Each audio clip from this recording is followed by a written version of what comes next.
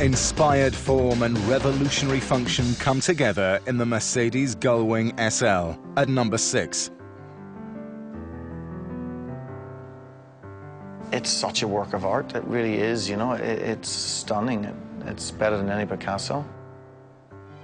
The lines of the Gullwing are pretty much perfect. The theme the car has is wonderfully taut shape and yet has rather voluptuous curves, but they're not the voluptuous curves that like the Chevy Corvette, which are a bit over the top and brazen and showy. These are curves kept in check, and you know that the car's been designed to be super aerodynamic, and yet it's hugely glamorous at the same time.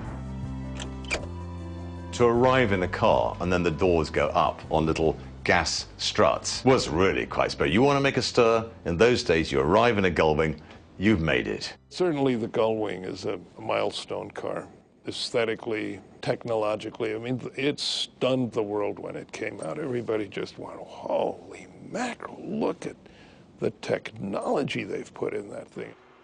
Its tubular space frame made the Gullwing extra rigid, crucial for control at high speeds. And at only 82 kilograms, the frame was as light as a feather. But those same tubes took up room where the bottom of the doors would go, so instead they would hinge on the roof and lift up, as opposed to out.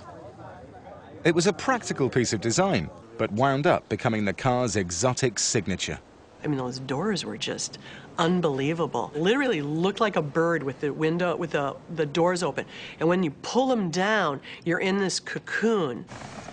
No issue. Getting out is more difficult because you actually got to get your bottom on the ledge back up from the seat and swing out.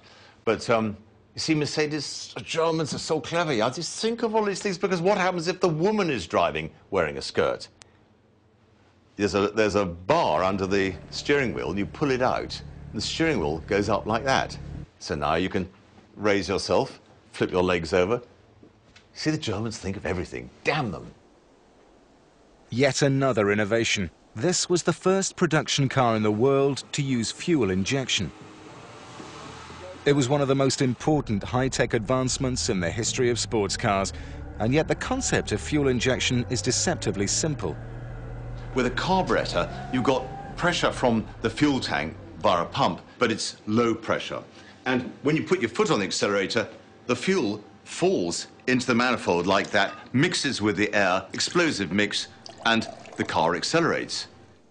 With fuel injection, it's different, because the fuel is actually propelled at high pressure into each cylinder, mixed with the air, and it's the exact amount of fuel. So it's efficient, it is the most combustible fuel-air mix, so that you get the biggest explosion, and therefore the greatest amount of acceleration and no wastage. While renowned the world over for its glamorous looks and technical achievements, it wasn't always the easiest car to drive. Driving it, it's a truck.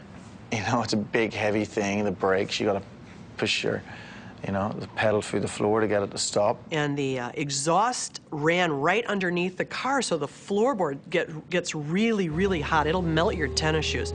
And it had its big swing axle in the back, so when you really got hauling butt, you could get it squirrely very easily. So it was sort of like riding the bull. It was unpredictable on the corner, and the suspension wasn't actually very good, which is a pity, because the rest of it was brilliant. It's not the nicest engine note, it's not the nicest looking, it's not the nicest interior, but as an overall package, it is one of the greatest.